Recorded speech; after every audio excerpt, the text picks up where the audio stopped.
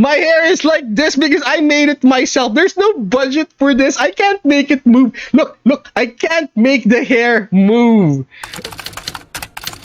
Alright class, settle down and let me tell you a story.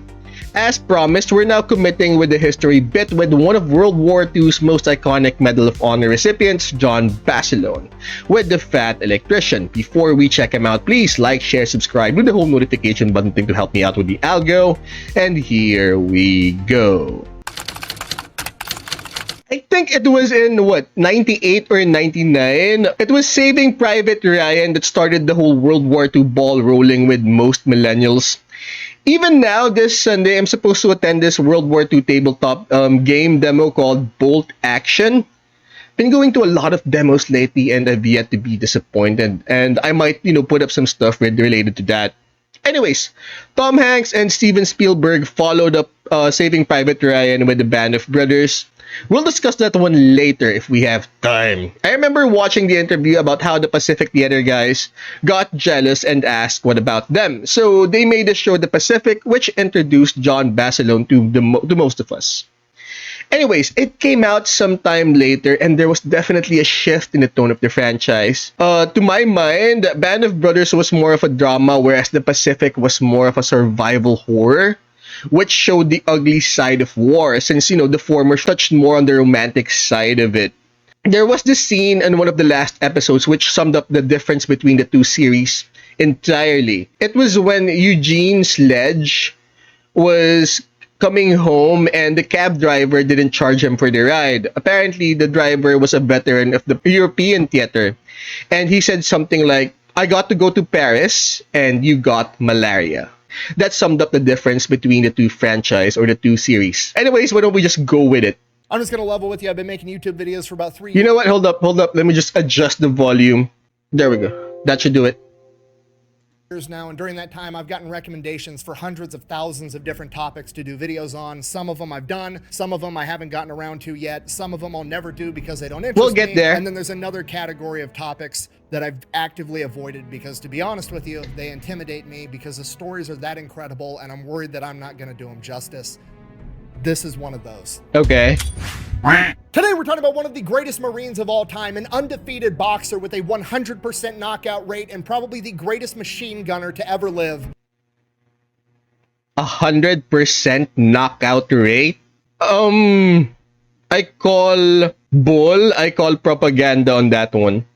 John Basilone. There we go. He's easily one of the most recognizable and renowned. I mean, 100% knockout rate? Really? Even the world's greatest boxers, from Muhammad Ali to Joe Frazier, to the recent one, Canelo Alvarez, Gennady Golovkin, none of them, even Manny Pacquiao, none of them even came close to that number.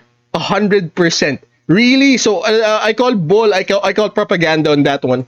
Warriors in American military history, and for good reason. He has received the Medal of Honor and the Navy Cross, and the only reason he got the Navy Cross is because they quit letting people get the medal. Alright, those two, the Navy Cross, Medal of Honor, all the other accolades I believe, but the 100% knockout rate? Really? Hopefully they touch more on that subject so they could provide a better explanation for it. Of Honor twice. And we're going to get to his incredible story right after a word from our sponsor. Now, he was nominated twice, or he did like 2 acts that would entitle a person to be nominated twice. That one, I would actually believe more than anyone, getting 100% knockout rate. Going undefeated, fine. That can happen. But 100% knockout rate? Really? John Basilone was born on November 4th, 1916 in Buffalo, New York, and spent his entire childhood growing up in Raritan, New Jersey. He was the 6th of 10 children with 2 older brothers, and both of his parents were first-generation immigrants that had just moved here from Italy. And like pretty much all World War II vets we've ever talked about, he grew up in poverty during the Great Depression. Despite that, his father truly believed that America was the greatest place on earth. It was the land of opportunity, and he instilled that in all of his kids. Growing up with yeah, it was an opportunity for everyone. That's how the Godfather films came to be. 2 older brothers in New Jersey, John got really tough really quick as a kid. He was extremely stubborn. He rode that line between bravery and stupidity with everything he did, and he was not particularly good. There's only that one fine line between bravery and stupidity. But you know what? I guess it's the difference between a revolution and the rebellion. It always depends if it works or if you win. Good at school. He could never pay attention in the classroom, but he excelled at anything athletic and he never shied away from a fight. When he was 7 years old, he famously decided that he was going to make a 1,000-pound bull that had nearly killed 3 grown men previously his pet. It's a bold strategy, Cotton. Let's see if it pays off for him. So 7-year-old John, again, with zero... That I believe more than going with a 100% knockout rate. I'm sorry, I'm 100% knockout rate? Really? I'm sorry, I can't let that go. I mean, we've seen some wild propaganda. We've seen some, people padding their numbers. I mean, he was an icon. They built him up to be an icon to represent in the war, but 100% knockout rate, I think that's going a little bit too far. Fear in his body, hops in this pen with this bull and goes to pet it. The bull charges him, he dodges it. The bull charges him again, he dodges it again. And finally, the bull just kind of squares up with him, and John slowly walks up to this. Wait, where was this bull? Was there like a time in the United States where, they tried to recreate the running of the bulls and just like in Pamplona, Spain? Was it a thing during that time? Can someone please put it down in the comments? Bull, and right as he's about to place his hand on the bull's head, right between his horns, the bull rears down and launches John 20 feet through the air, and he lands flat on his back. There we go. John probably. Luckily, John makes it out of the pen okay. Needless to say, that bull did not become his pet, but it goes to show that he was either gifted with an extreme amount. So, but he was willing to try, so that one was stupid. Like I said, difference between stupidity and bravery is if the whole thing works, just like, or the difference between a revolution and a rebellion. Amount of bravery or stupidity, and only time is going to tell which one it is. Now, so it didn't, the thing with the bull didn't work. It was definitely stupidity. Around this same point in his childhood, John and his brothers end up going to the local movie theater, and they watch a movie about a boxer. And this movie inspires John and his 2 older brothers to all want to become boxers. What are the chances that it was something about, it had something to do, wait, what was the name of that boxer, the Raging Bull? Oh, Jake LaMotta. Yeah, he was born July 10, 1922, so he would have definitely been in his 20s when World War II came around. Boxers, but the problem is there's no boxing gym in Raritan. He can't afford any boxing equipment, so the 3 brothers just start trying to mimic the training from the movie. They all start jumping rope. The problem is they don't have jump ropes and they can't afford it, so they start jumping rope with a clothesline. They started chopping wood with an old rusty Why not? That's how it all starts. Doing focus mitt drills with their bare hands. You start with the hunger. Everything starts with the hunger. Now, this part, I believe. But still not the 100% knockout rate.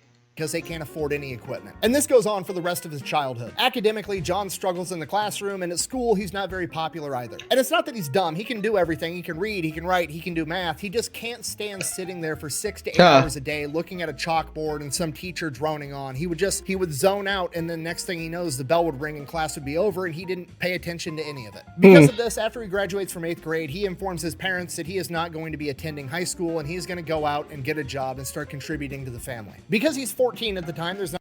So even back then, that was a problem. Interesting. Not a whole lot of jobs that he can do, so he gets the first one he can get his hands on, and that is being a caddy at the local golf course. There we go. John absolutely loves it. He's outside, he's moving around, he's earning money to help his family. All these rich businessmen are giving him these huge tips because he does such a great job. And when he's not hauling golf clubs, he's hanging out at the golf course clubhouse with all these rich businessmen, and they end up teaching him how to gamble, and he gets really good at that, and he starts making money doing that too. And this goes on for years.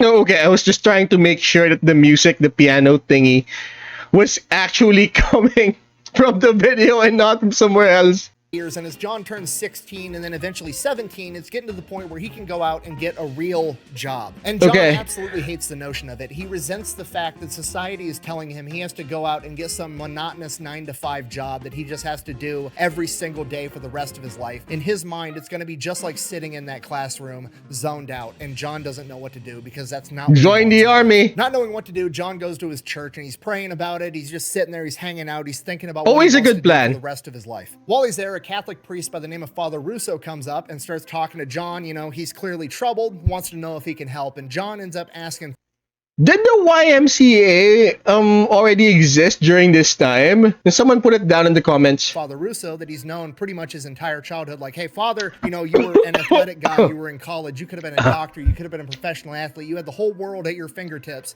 How did you decide that you wanted to become a priest? And Father Russo told him that he just felt a call.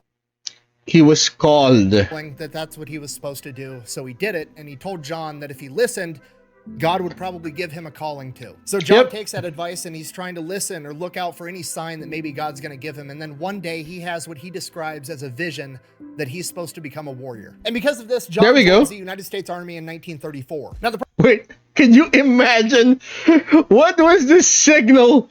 Or wait, what was the sign that he was meant to be a warrior? It probably would have been funny though. What was the... God, please give me a sign. I mean, what's the sign that you were meant to be a warrior? The problem is, John doesn't really know what he wants to do in the army, but he knows that his calling is to be a warrior, so he wants to be the biggest, baddest, most untouchable warrior on the battlefield, which is obviously being inside of a tank. Best job I ever had. The problem is that John thinks that being cooped up inside of a tank is just like sitting inside that classroom, and he absolutely hates the notion. He wants to be outside, moving around, doing things that are physical, so he picks the next best thing on the battlefield, a machine gun. And there we go. John for multiple reasons. One, he's kind of a bigger guy by the standards of the day, right? He's 5'9", but he's 185 pounds with almost no fat on him. So 5'9", you weren't considered a short king during that time. Got it. And on top of that, he's been doing nothing but lugging around golf clubs for the past 4 years, giving him a ton of stamina, which is good news because he's going to need it, because the machine gun back in 1934 was the Browning 1917, which was a fucking machine gun. Oh, it's 103 pounds. 7 quarts of water to cool the barrel down. Between the gun and the tripod, the entire thing is 103. What happens if you run out of water? I've seen enough war films to know that, you know, they piss on it. But what happens if you don't have enough water? You just stop firing? Can someone please put it down in the comments? 3 pounds, not including the ammunition. And John is absolutely obsessed with this gun. He knows absolutely everything about it. He knows where to place it on a battlefield, how to set it up, how to clear every different type of malfunction. They have competition. So he's mastered his weapon. And reassemble it and run a functions check completely blindfolded, and John wins those competitions every single time. No. He's Manila John. After finishing his training, John gets shipped out to the Philippines, and he spends the next 3 years there between 1934 and 1937, and it kind of fucking sucks the entire time. Now, at this point in time, the geopolitical climate is absolutely heating up and war could break out. And if that war breaks out, John is obviously here to defend the Philippines. And as far as John can tell, if war should break out, the army's only plan is to have all of its troops retreat to a tiny island called Corregidor and try to hold that. Now, this is extremely disheartening to the point that it pisses John off, because remember, he's here to be a warrior. That's his higher calling in life. And now he's over here in the Philippines. It's hot. Everything's fucking wet all the time. Historically speaking, most American servicemen during this time enjoyed their time in the Philippines. Fucking bugs everywhere. He's getting malaria. I call bull on this one because we have records that they thoroughly enjoyed themselves. Not only in the islands, but also with the local population. Everybody else is getting malaria, and he's sitting here just suffering, basically waiting for war. See, all that, see, he's saying he suffered. No. Record says differently. Does break out, the first thing they're going to do is retreat. That's not what he signed up for. So this bothers John all the way down to his core the entire time that he's there. Despite that, he tries to make the best of it, which is really hard at times because it's very clear to John that the army either doesn't give a fuck about him or just doesn't have the funding to take care of him the right way, because they have basically nothing while they're there. They're living in these tiny little huts. They have very little supplies. They're literally having to eat goat half the time, which John said was absolutely disgusting. And on top of that, John absolutely hates the rainy season in the tropics because he cannot stand the wool army socks when they get wet on his feet. If he hated his time here, he was doing it wrong.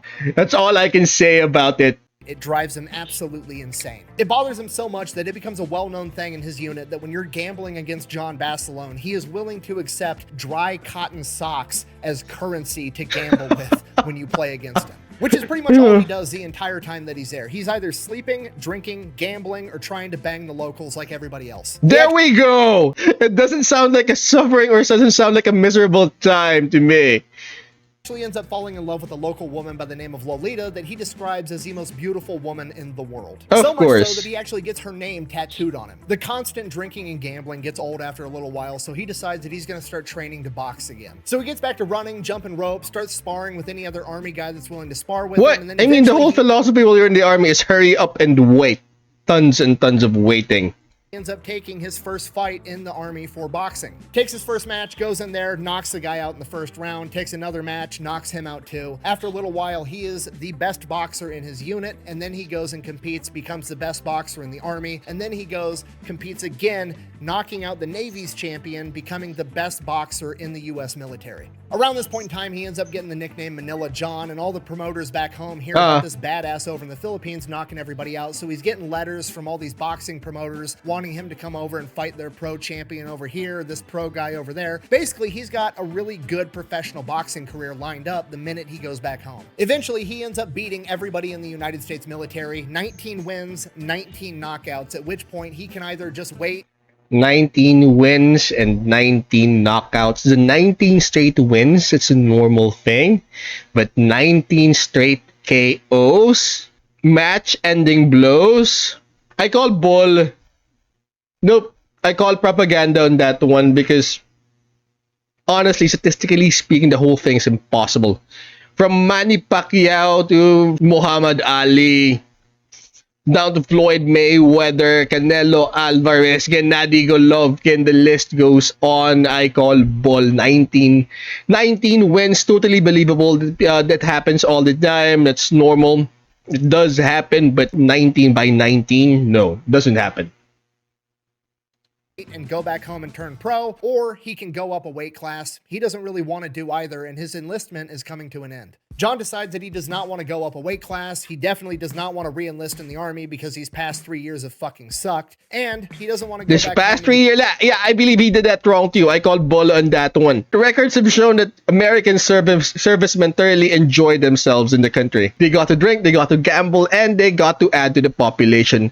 Or at least, they did their best to add to the population. become a pro boxer because he doesn't think that that's the warrior calling that he had from his vision. So John finishes up his enlistment in 1937 and goes back home and moves in with mom and dad all over again, and he is right back at square one, not knowing what to do with the rest of his life. He goes right back to being a caddy at the golf course, and at this point, mom and dad are getting worried because, he's a 21-year-old man, and this is the 1930s. He should be having kids by now. And he's over here working some part-time high schooler job. He needs to go and get a real job and make something of himself and start building a family. And while nobody's saying it out loud, John feels that constant pressure both from his family and his community, and he just doesn't know what to do. So he basically just goes back to what he was doing in the Philippines, right? He's carrying golf clubs during the day, he's gambling, he's drinking, and he is fucking everything that moves. You gotta realize. Did John Basilone write down a memoir or something? Because the show The Pacific was based on 2 books. One was written by Eugene Sledge, in Peleliu with the Old Breed, and the other was written by Robert Leckie. Was it Robert Leckie? Can't even remember his name. Anyways, they were both there. So, question is, where did all of this come from? What was the basis? Did John Basilone write down a memoir or something? He's the 21-year-old Army veteran that just got back from the military. He's 185 pounds, built like a brick shithouse with 19 knockouts. He's seen as a very eligible bachelor by all the young ladies in town. So he's doing stuff with them. He's even banging the old widow that runs the flower shop down the street. I'm not kidding. So that's going on for a while. Then eventually his dad confronts him like, Johnny, what the fuck are you doing with your life? You need to get your shit together. So John is like, I know. So he goes, he gets a real job. He ends up being a delivery guy for a laundry service. He does that for a couple of months. Fucking hates every single second of it. But now mom and dad are proud of him. He's gone out in the world. He's got a real job. He's doing the whole, family thing. Soon he'll probably get a wife, settle down, have kids, do what, you're supposed to do. He doesn't make it there very long. He ends up quitting because he just can't stand to do it. His parents are super disappointed right out of the gate, at which point John is like, I'm going to move out. I'm going to go somewhere else. I'll go out on my own. So he moves. What? Same problems, still living with your parents in your 20s. You sacrifice not paying rent with your peace of mind. To a different state, gets a job with the gas company. So he does that for like 6 months. He becomes one of the top employees at the company. He's getting along fine. He does the work really well, but he absolutely hates it. He doesn't feel like he's fulfilling his higher calling. And around this point in time, all the news is coming out about the massacre at Nanjing, Japan invading China, killing hundreds of thousands of innocent civilians. There's stories coming out about Japanese officers beheading innocent Chinese civilians until their arms are so fatigued that they can no longer lift up their swords. And this bothers John to his core because even though his time in the army wasn't great and he hated it the entire time, time, he still considered himself a professional and did not understand why another professional military would do that to innocent civilians. And with this, John has his second vision, basically a more clear version of his first vision. He is supposed to be a warrior, but he is supposed to fight the Japanese. And with this, he decides that he's going to re-enlist in the United States military, but this time he's not going with the Army. He told his mother, and I quote, "The Army's too soft, Ma. I'm going with the Marines." So he did enjoy his time with the Army. So in July of 1940, at the age of 23, John Basilone joins the United States Marine Corps. And you gotta realize, at this point in time, John is 23 years old and there's a draft going on, so pretty much everybody else that he's going through training with is some 18-year-old snot-nosed kid. And John is just... he's getting through it. So he crushes basic training, goes off to machine gunner school for the Marine Corps, and while he's there, he just starts hustling all of his classmates. He sits there and very loudly and very vocally expresses frustration in his inability to disassemble and reassemble the machine gun, which obviously he knows how to do extremely proficiently, but he plays it off like he can't. And then he suckers other young, cocky Marines in to a challenge of assembling and disassembling and running a functions check. Why not? Wins money. And then There's a sucker born every day. Might as well make money off of them. Including their socks. Four in a row. You know something? This is like the luck of the Irish, only I'm not Irish, so you figure it out. So he gets done with training. He's older. He's more mature. That was actually good. Very quickly, he ends up becoming a gunnery sergeant. He's in charge of 11 other men and 2 machine guns. And he takes being a leader very seriously. He makes all the men in his section train and retrain over and over and over again with the machine gun, how to set them up, where to set them up, absolutely everything, to the point that they are just as good as he is. Yeah. They end up getting So he was a shipped out good to Puerto leader. Rico for amphibious landing training. He's back in the tropics, absolutely hates it. Everything's wet. His feet are wet. His socks are wet. There's fucking bugs everywhere. He doesn't like it there. Yeah, he hates everything about it. Where was this coming from? Did he like write down a memoir or something? He ends up training there for an entire year. And as per usual, when he's not training, they're going out, they're gambling, they're drinking, and they're fucking everything that moves. There we go. At this point in time, he becomes kind of infamous for every time he gets hammered. How come he still hates it? He turns his hat, also known as a piss cutter, sideways to let everybody know, hey, I'm fucking hammered. So after a year, they get done with training. They're just waiting on orders on where they're gonna go. Paris Island is apparently full. So according to the rumors, the US military has went out and built an entire new base for the Marines. And this base is fucking awesome. There's a new movie theater. There's an athletic facility. There's a new chow hall that serves steak and lobster and cake and ice cream every single day for breakfast, lunch, and dinner. Everybody is fucking pumped because they've been hanging out in the tropics where it sucks, basically living in tents. And now they're finally gonna go and get appreciated for the elite fighting unit that they are. So they get shipped out, they travel, they make it all the way to New River, North Carolina, where the new base is, and they get there. There's nothing there. There's like a couple of buildings for the officers. And well, grass is always greener. Swamp. They have no mission. There's no training schedule. They're literally just existing, living in tents in a swamp. Because at this point in time, America isn't in the war yet. So basically, they're one of the most highly trained units that America has, but they have nowhere for him to go, so they basically just like set him off to the side and told him to go camp in a swamp for a while, and it sucks the entire time. So they're there for a couple of months, and then they get word that they're going to a different new base, and this base surely is the base they were originally talking about, right? With the chow hall and the steak and the lobster and the cake and the ice cream and the athletic facility and the new barracks. Everything's gonna be awesome. The new base Navy, is don't make ready. mistakes, They ship boy. out. It's a very short drive. They come to this new place, Camp Lejeune. Also, no buildings, just a fucking swamp. Is it close? Very.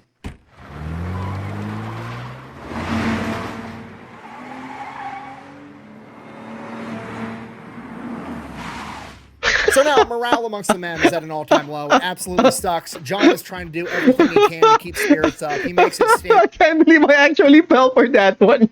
Was that James Bond?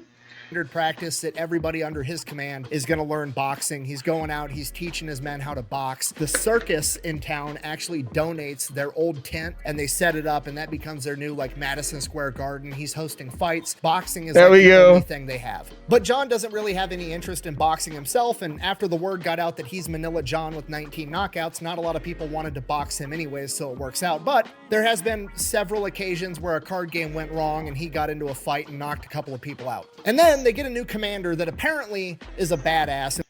He keeps saying he knocked people out. I mean, I'm pretty sure there would have been records out of this, but again, 19 out of 19. I'm sorry, I can't get over it.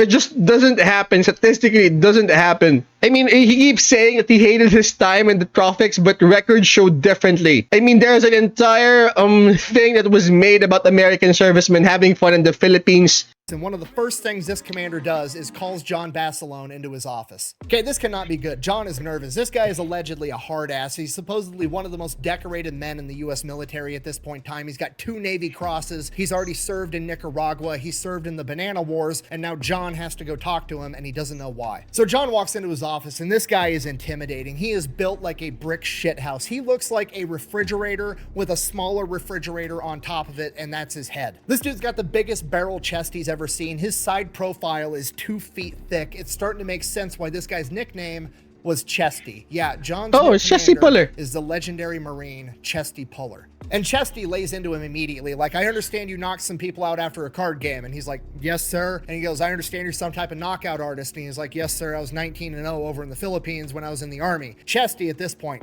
flips out. The Army? You were in the fucking Army? You're getting soft, brother. Now, obviously, I'm paraphrasing a little bit, but this conversation went something along the lines of, why don't you explain to me why I would let somebody softened by the United States Army lead my Marines into combat? I have heard nothing but bad things about you, John. You are a gambling womanizer that would sleep with 2 women at a time if you could afford it. At which point, John responds, and I quote, if you could afford it. even when I can't afford it, sir. At which point, Chesty cracks a smile and says, God damn it, you're going to make a fine Marine. Pull up a seat. They have a cigar together and start drinking. And then Chesty has John tell him all about the Philippines. Yeah, John Basilone is now homies with the most decorated Marine of all time. There we go, Guadalcanal. Shortly after this, Japan attacks Pearl Harbor. They've committed the cardinal sin. They've fucked with America's boats. It is now game on. At this point in time, Don't touch the boats. That's a thing. John's unit is one of the most highly trained units in the United States military, and they are immediately shipped out to Samoa on their way to the Pacific for more training. They spend about 4 months there. They train a bunch on amphibious landings, but they also train on jungle warfare, trying to focus in on what they know the Japanese like to do. They know that the Japanese like night fighting, so they get a bunch of nighttime combat training, and then they know that the Japanese also like to infiltrate behind enemy lines and pretend to be one of your guys and then murder you in your sleep, so they develop a new system on how to make sure that somebody out in the darkness is actually one of your guys. Now, the tricky part is to make sure that both members in this communication are both on the same page and they both know that they're not going towards an enemy. So you're going to shout out one word and they're going to respond back with another word that's the password. And the words that they choose are weather and clear, because apparently you can't say those words with a Japanese accent. Clear? Really? It wasn't Lollapalooza? Clear. Clear. Clear. Clear.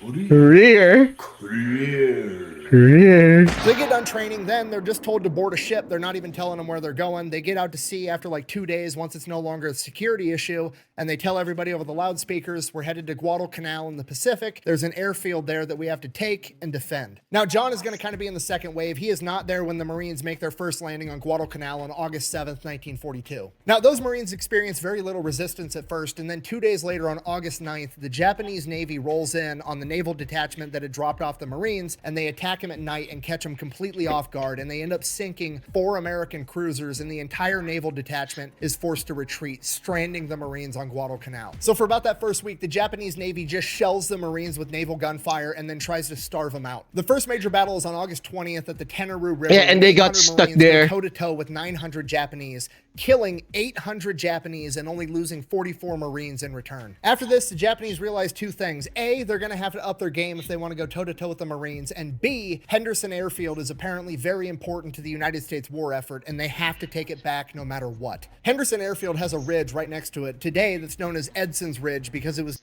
I mean, this whole airfield thing was a whole focal point for the show.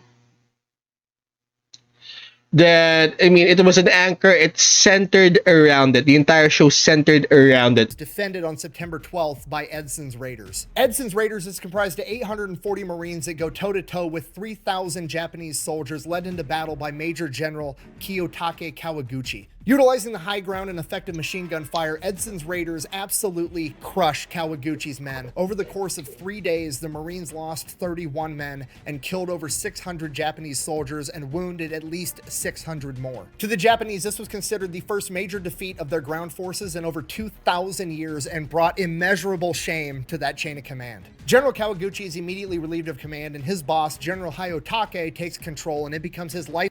That's why there were so many losses for the American Navy, is because they were facing an enemy that deliberately crashed their planes into the enemy. People who willingly went out there to die. Life's mission to win back Henderson Airfield to restore his honor. By August 18th, the United States Navy is able to punch through, and John and the rest of the 7th Marines show up to reinforce the Marines on Guadalcanal. Over the course of the coming days, they offload all of the 7th Marines onto Guadalcanal, but on September 23rd, before all of the Marines have disembarked from their ships, they get ambushed at the Medicao River. Chesty Puller, hearing that some of his men are cut off and surrounded, commandeers the United States naval destroyer, the USS Ballard, takes it under his command, gets it as close as he can to their position, and calls in the naval gunfire on the enemy himself. There we He then loads go. up all the landing vessels that he has with as many Marines as he possibly can and begins leading them into the fight to save his men. And Chesty is right there leading from the very first Higgins boat, and it gets so bad. Oh, so that's what you call them. They're called Higgins boats. On these Higgins boats that the naval coxswain, the pilot of the ship, goes and starts turning the boat around, and all the other boats are going to start following, at which point Chesty orders him to keep going, and he fights him on it, and Chesty pulls out his Colt 45 and says that he will shoot him himself if he doesn't steer that fucking boat to that beach. Chesty goes out, saves his men, and to be clear, John wasn't there during the actual battle, but he saw all of this unfold. He heard about it, and it reinforced everything that he thought and knew in his heart, that if he wanted to be a good leader, he had to lead from the front and be willing to risk himself for his men. So isn't that always the case? Guadalcanal, the biggest objective in the war right now is defending Henderson Airfield. This is the most important stretch of land on the planet at this point in time. So John and his 11 men are set up on this ridge right outside Henderson Airfield. They have 2 foxholes, 1 machine gun team in each, and they are covering a 2,500 yard span of the Marine front line, and they absolutely cannot allow the Japanese to get past it. On October 23rd, General Hayotake, who remember feels that he has been shamed by allowing his subordinate to lose to the Americans for the first time in 2,000 years, he is willing to die to win this fight, and he sends all the men that he has directly towards the Marine Corps' front line. And hundreds of them are headed directly towards John Basilone and his 11 men. The Japanese soldiers headed towards John and his men were covered in leaves for camouflage, and there were so many of them that Basilone's men said it looked like the jungle itself was coming to eat them. And Came while that is alive. terrifying, you have to remember that John and his men See, had that's 2 the heavy difference. machine guns. That was the difference. It was a miserable battlefield. They weren't in Europe. I'm pretty sure the whole Bastogne thing, the whole Battle of the Bulge thing made a lot of people miserable in the Western Front, but this was in the East. They had malaria, they had all those things in the jungles that typically weren't suited for white people. Overlapping fields of fire and the high ground. It's going to take a literal army to uproot John and his men. John and his men start mowing down There we wave go. after wave There's a of series. Japanese infantry, and they just keep coming because they are under the command of General Hayotake, and this man is willing to die to win his honor back, and he's willing to sacrifice all of his men as well. Not only are John and his men metaphorically stacking bodies, they're literally stacking bodies to the point that it actually becomes a legitimate problem. John has to get out of the fox. Yes, that was correct. They were laying all around their guns. We had to change the guns because I had my mount so low and redacted being piled there. I had to change my position in order to fire on them. Foxhole and push over piles of dead corpses because they're beginning to obstruct the view from his machine gun positions. They fight for hours, mowing down wave after wave This one, I believe, more than 19 straight knockouts. of enemy, and by the end of the first day, John has lost 4 men and killed who knows how many Japanese in return. On the second day, they still weren't able to get past Basilone and his men, but they were able to punch through the Marine Corps line on John's right flank, and they surrounded John and his men. Okay, so at this point, on one hand, this is a horrible situation to be in, but on the other hand, this is exactly the type of shit Marines are into, okay? This is what they call a target-rich environment, and now that they're surrounded, the enemy doesn't have anywhere else to go but to fight them. This is exactly what they want. The only problem now is that the rest of the force is cut off from him, so he can't get any more ammunition ammunition or water for the guns, and to make things worse, he's been fighting for so long, his fucking wool socks are wet. So at this point, John's like, fuck it, I'm gonna go get the ammo myself. He takes off his boots, he takes off his wet wool socks, grabs a machete and his Colt 45 1911, and takes off through enemy lines to go get more ammunition and water for his men. John not only makes it through the enemy lines barefoot, he actually gets more ammo, more barrels, and more water for the guns, and makes it back to his men. And over the course of the next day, he does this 2 more times. John and his men continuing to fight the entire time, mowing down scores of enemy soldiers. But slowly, John starts losing more and more men. First it was 4. No confirmed kills? And then 2 more, and then he's lost 8 men, and then suddenly it was down to John and just 2 others. At this point, they had to improvise new tactics. They didn't have enough men to man 2 heavy machine guns. So John became the gunner, trying to make every single last round count. And then when John ran out of ammo on one gun, he would hop over to the other gun while his 2 men reloaded and refitted that initial gun. Huh. And they would just bounce back and forth, fighting as long as That they was definitely possibly smart. could. This goes on for hours, and John and his men can't keep up. John would burn through all the ammunition in one machine gun before the next gun was ready. So John had to engage the enemy in hand-to-hand combat at their foxhole to buy his men more time to get the guns up. And What happened to their rifles and their pistols? then that goes on for hours. John Basilone kills 38 enemy soldiers at or in his foxhole in close quarters combat. This was Guadalcanal, right? This wasn't, if I'm not mistaken, this was not the battle that won him this Medal of Honor. Buying his men more time. And just as things are starting to look really, really dark, like this is gonna be the end. Or dark, was this, we're wait, almost out of ammunition. this was the battle that did win him the Medal of Honor. We can't keep doing this. Chesty Puller comes through again, rallies the Marines, pushes back the Japanese forces, and restores the initial line. Over the course of the entire battle, not just John's section alone, the Marine Corps had managed to kill 2,500 Japanese soldiers, forcing them into a retreat. General Hayotake again had been defeated, and this time the blame laid squarely on his shoulders, and because of this, he commits... Can't say that Seppuku. word on YouTube. But... Harakiri? Anyways, by the time reinforcements get to Basilone and his men, there is dead dudes absolutely everywhere. There's 38 of them in or around the foxhole. All of those kills were credited to Basilone in close quarters combat, and his fields of fire look like the most aerodynamic mass grave you've ever seen. There was so many they quit counting after 150. For the next 18 days, the Marines launched counterattacks, chasing the retreating Japanese forces all over Guadalcanal before eventually kicking them off the island altogether. But the fight's not over yet. The Japanese are going to come back, and they're going to come back with everything they absolutely have. Off the coast of Guadalcanal is a bunch of Japanese battleships, and they are there to secure a route for more Japanese soldiers to make it onto the beach through landing craft. But this time, the U.S. Navy is going to surprise them in the middle of the night. There's this crazy battleship commander by the name of Willis Lee, aka Ching Lee, a 5-time Olympic gold medalist sharpshooter and tactical genius that has just pioneered and perfected the method of using radar to find targets for naval gunfire, giving them an unprecedented advantage at night fighting. On the night of November now there's 14th, something. he engages the Japanese battleship detachment with his ship, the USS Washington, sinking their flagship, the IJN Kirishima. This forces the rest of the Japanese naval detachment to retreat, squashing any hope of Japanese reinforcements hitting the beach, effectively securing the island and turning the entire tide of the war in the Pacific. Oh, there we go. Ah, smile and wave, boys. 1943, John Smile and wave. 7th Marines were sent to Melbourne, Australia to recover from months of intense combat. And once the Marines get there, it turns into one gigantic party because now the people of Australia have been living under the worry that the Japanese were going to invade them next. And now they're tucking their tail and they're running from the Marine Corps and the United States Navy. The Marines are heroes to every single person in Australia. The Australians were so grateful to the Marines, it said that there wasn't a single bar or home in Australia that wasn't open to a United States Marine. And they couldn't pay for one of their own drinks even if they wanted to. For an entire month, John Basilone is wearing his piss cutter sideways, absolutely hammered. And then one day he wakes up at like noon, probably still half drunk, feels like he's been hit by a truck, and his arm is just absolutely on fire. So he sits up out of bed, he looks over at his arm is just all bandaged up, and he has no idea why or what happened. And he's like worried that he like did something stupid, he jumped off a roof, broke his arm, something happened. He doesn't really know. Regardless of what happened or how hurt he is, he can't really do anything. Wait, in this show, he had like 3rd-degree burns in his arm because he lost his glove, or his asbestos glove, to hold a machine gun or something.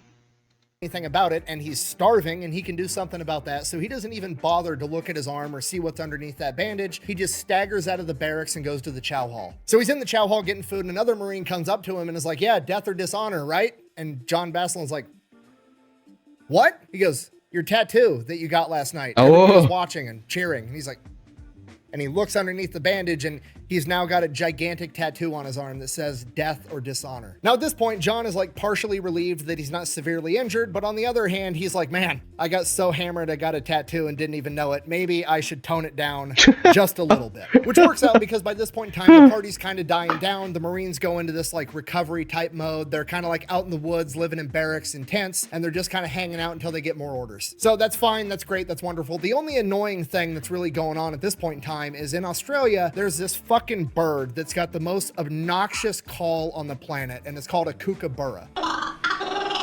Aww.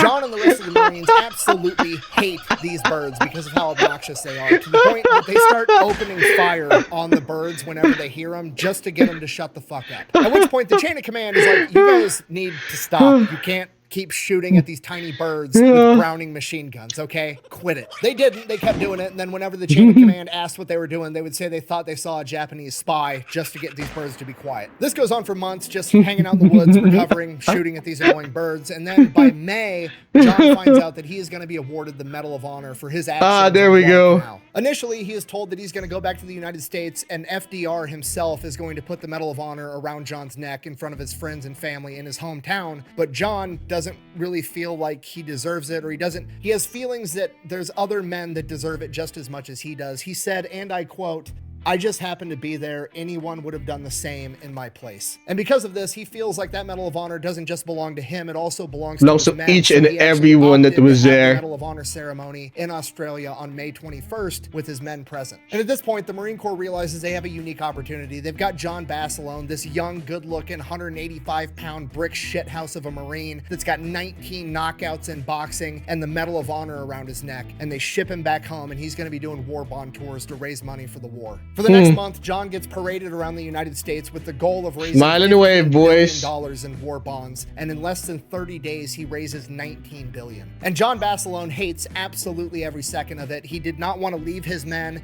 It seemed like he hated every moment of whatever he was doing at the present. He hated his job. He hated the tropics. He hated doing the war bond drive. But in the series, he definitely enjoyed himself. It's like he hates everything that has nothing to do at all with combat. Did he even like combat? I mean, he definitely liked boxing. Or wait, did he even like boxing? He had to quit boxing and everything, or he didn't like even boxing during that time. I mean, according to this video, what exactly did he like?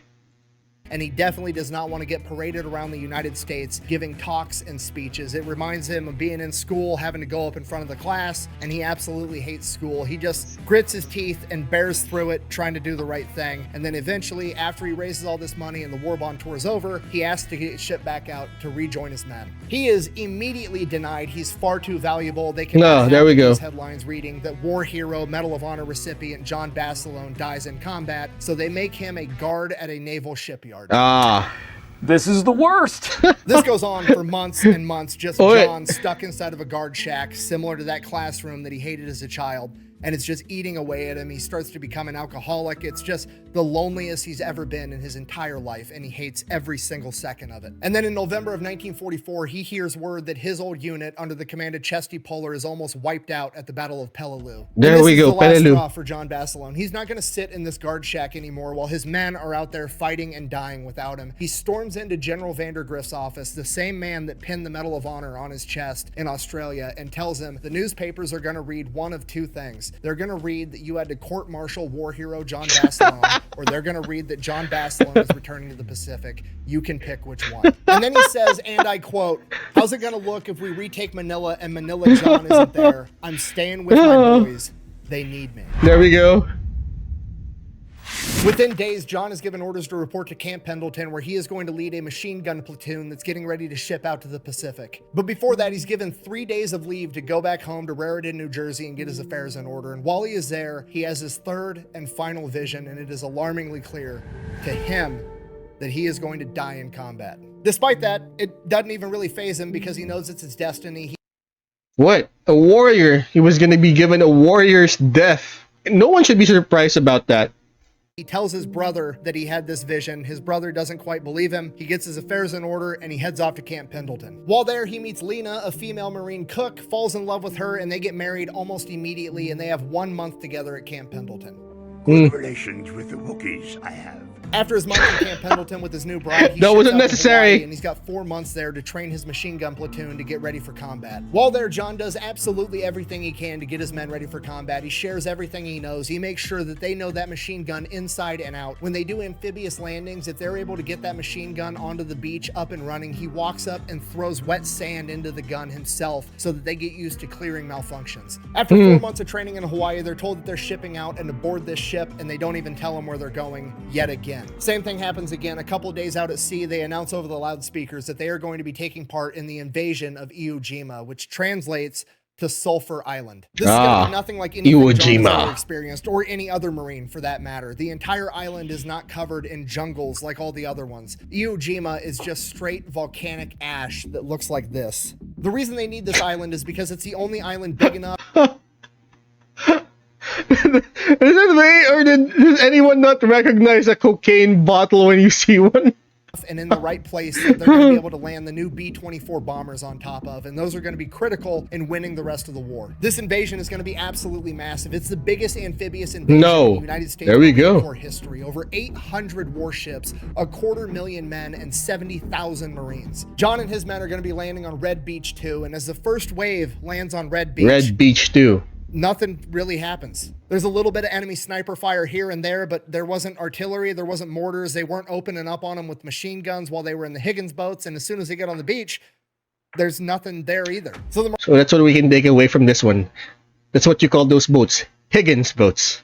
Marines just kind of lay down and get low, trying to not be an easy target for a sniper, and then the second wave lands, and then the third, and then John's on the beach with his men on Red Beach 2, and he looks out and just sees clustered Marines laying along this beach on volcanic ash that you can't dig into, and he has the oh fuck moment, and he realizes what's about to happen. The Japanese absolutely have every square inch of this beach sighted with mortars and artillery, and there's pillboxes and bunkhouses off in the distance that are probably concealed and you just can't see them yet. Chuck Tatum, one of John Basilone's men, was laying down at the time, and he said that everybody had this feeling of like, maybe this is going to be an easy day. Maybe the Japanese got scared and they fled and retreated already out of the gate and we've already won. And then he hears John Basilone start screaming, "Get the fuck up and start moving up the beach or you're gonna die," as he literally starts kicking Marines in the ass and dragging them up by their collars and ordering them to push forward. And as soon as that happens, the Japanese open up with mortars, artillery, and the pillboxes unconceal themselves and start mowing down Marines with machine gun fire. There's nothing he can do about the mortars or artillery, but maybe John can do something about these pillboxes and the machine gun fire. There's one big Japanese bunkhouse up ahead that's mowing down Marines with its machine gun. John orders his men to get their machine guns up and start returning fire into the window holes of this bunkhouse. Once his men start laying down suppressing fire, hopefully keeping the Japanese from manning their guns effectively, John goes, he finds a demolition guy and a flamethrower. There we go. He orders them to walk right up the machine gun's field of fire, right next to the bullets whizzing past them. It seems sketchy, but is literally the safest place to be right now. As soon as the demo man and the flamethrower almost make it to the window on the bunkhouse, John steps over his gunner, unhooks the machine gun from the tripod, grabs it by the handle around the barrel, effectively known as a Basilone bail. After this, yells at his man to grab the ammunition and starts running up the beach as the demo man throws a satchel charge into the window